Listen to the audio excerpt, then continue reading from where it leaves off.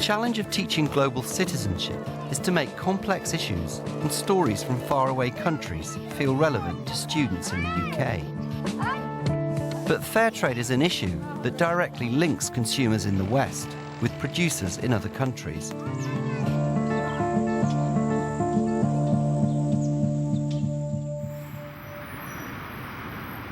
When we think of fair trade products, we probably think of bananas and coffee. But young people are more likely to spend their money on games, clothes or sportswear. The power of global brands in sport is huge, and using products like footballs to teach children about fair trade raises key issues about the choices they make as consumers. Any number divided by itself, what's it equal? 1. Nikki Matthews is a maths teacher at the Anglo-European School in Essex. Brilliant. Have you done your homework, Kerry? Do you want me to check it or have you got some more to do? Her background in banking prepared her for teaching maths, but she's about to embark on a whole new venture with her Year 8 tutor group, teaching global citizenship. She's beginning with fair trade. Gemma, Lloyd, yes, Mum, Ollie.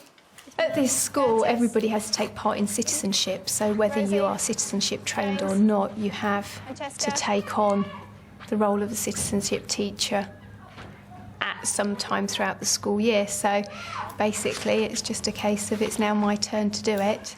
Right, OK, helping hands. It's a big jump from maths, and Nikki's going to have to get to grips with new topics and a completely different approach to teaching. Everybody can see it. It's a challenge. Mathematics I know, so I'm comfortable with it. I know what I'm teaching. I know what sorts of questions I'm likely to come up across, and I find it easy to answer them, whereas in citizenship I actually have to admit that I don't know enough and I have to find out myself. I don't have that comfort zone where I know everything. Nikki's exploring fair trade over 2 lessons. Never taught anything on fair trade before. This is the first time. So how are you feeling? Nervous. So, because although I know how I want the lesson to go, I've never done it with a class before, so it'll be interesting to see how they react. In the first, she's going to explain how fair trade works, and in the second, she'll be focusing on fair trade footballs. Right, I want you to fill up all the tables. She starts by getting her students to think about what fair means. We're going to start off with the title, It's Not Fair. And what I want you to do is in your tables, I want you to discuss 3 categories at home, at school and worldwide. What do you think is fair? What do you think isn't? Are there things you're expected to do that you don't think you should be expected to do? Sometimes we want to stay up and watch things that our parents are watching. Yeah. And they get to watch them when we don't. Yeah, which is unfair, very unfair. What about at school? Well, it finishes very late, so in the winter I live quite a long way away, so when I get home it's very dark. Yeah. So it'd be better if we had like a shorter break time and then we went home earlier, so we had more time at home. Yeah. To like enjoy our childhood, and I think it's a bit unfair having so much homework when we've had like a really hard day at school. OK, but the reason you've got an after-school detention in the first place is because you've done something you shouldn't. Yeah. Or you haven't done something you should. So why is it not fair for you to be punished? You get like forced to work even though you're not supposed to. Poverty as well, because like it's like not enough for everyone. Yeah. So first of all, looking at home, which group wants to go first? Well, it could be like because like if you babysit but you don't really get paid for it. So there's an expectation you're doing it for nothing? Yeah. And you feel that perhaps there ought to be a trade-off, you ought to get something out of it. What don't you like about school? What's not fair there? From some teachers you get unfair detentions. Like, my friends just told me that this girl or boy looked out the window and they got a detention for it.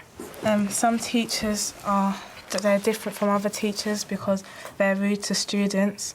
Like some teachers even swear or something, and it's not fair because you're a student, you have to be polite. OK, looking at worldwide then, what's unfair worldwide?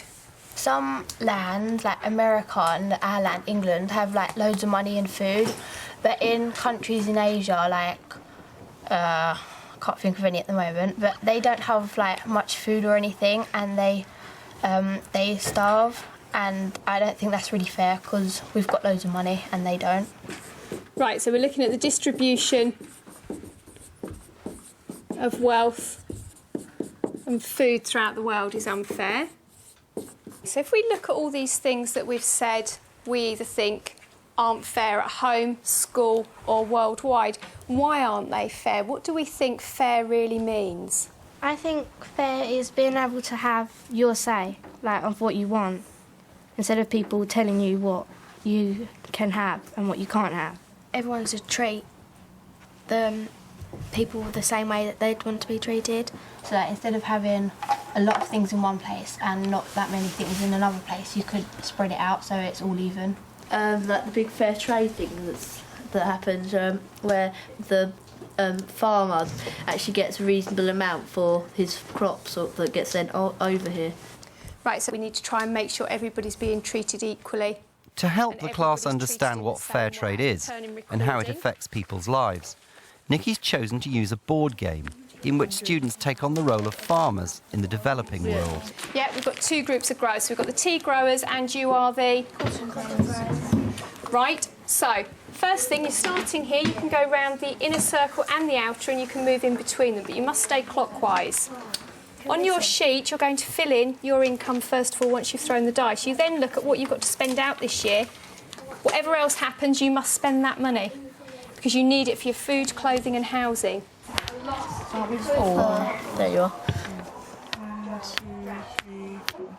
If you have used pesticides, you have become ill, miss a go to recover. Europe shoppers want more fair trade products. If your cart belongs to fair trade, you will make an extra $20. Should we join the fair trade or not? 1, 2, 3, 4, 5. Your children need school uniforms plus books. How much is school uniform?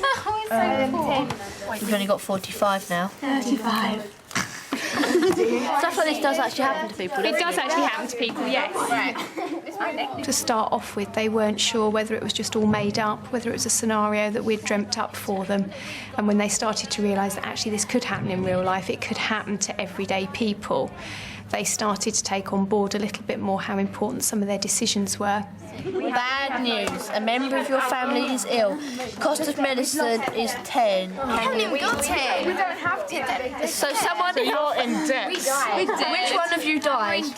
So by watching that, they can start to see that what they do, what they say, how they make their decisions can actually have an impact on people who live on the other side of the world.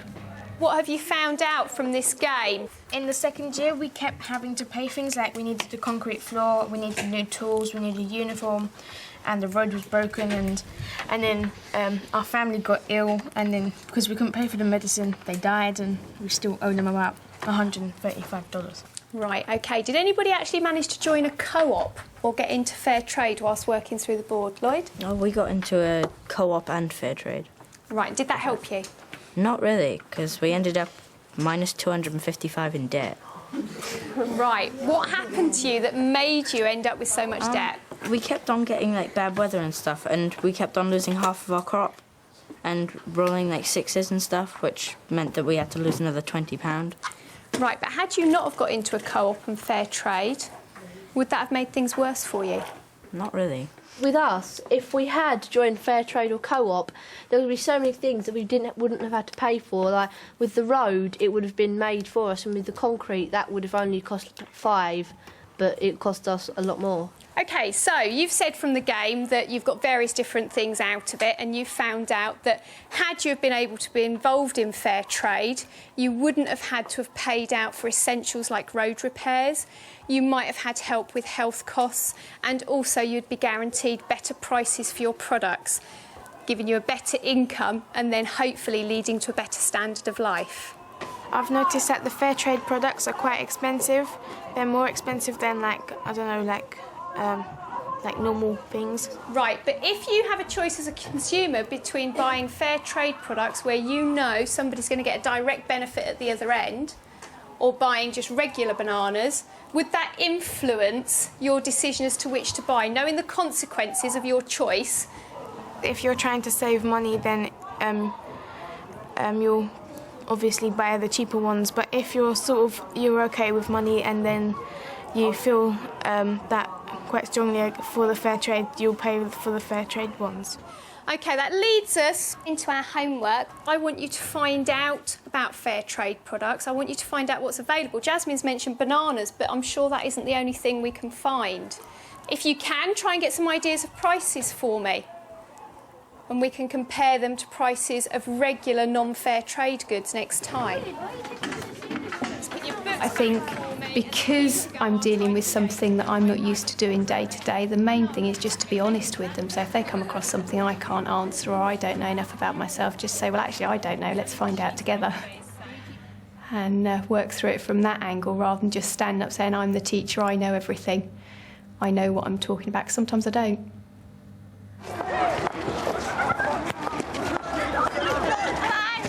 A week later, in the second lesson, Nikki wants the students to think about products directly related to their own lives and plans to get the class more actively involved in fair trade.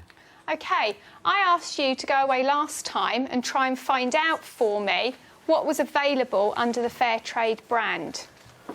Jasmine. Well, I went round Tesco's last night and I found like bananas and I compared them to the price of normal bananas, like Tesco's own brand, and like it was the fair trade things were way more expensive than the normal things. OK, what else have we found? Coffee. Coffee?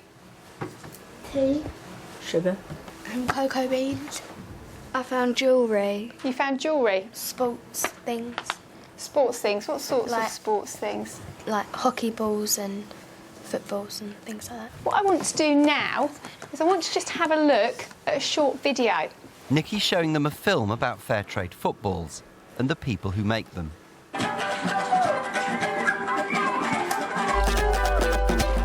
How do you think a football is made?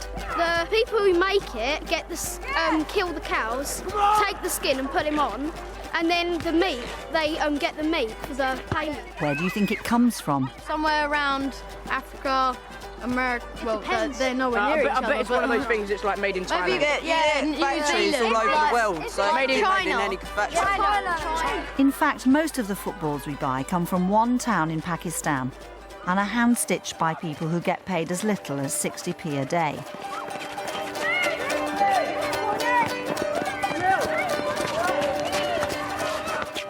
Six years ago, 28-year-old entrepreneur James Lloyd decided to try and change things by introducing fair trade to the world of football. Footballs were largely being made in Pakistan, and the conditions of the football workers were generally very poor. There was lots of child labour, and the wages paid for people making the footballs were very low. How are you? Not bad. Good. The potential for fair trade was therefore huge in the production of footballs, and our business sprung out of that. The price of a football includes a fair trade premium that pays for education, healthcare and community loans for the workers and their families. Consumers pay a 20% fair trade premium on every fair trade football produced.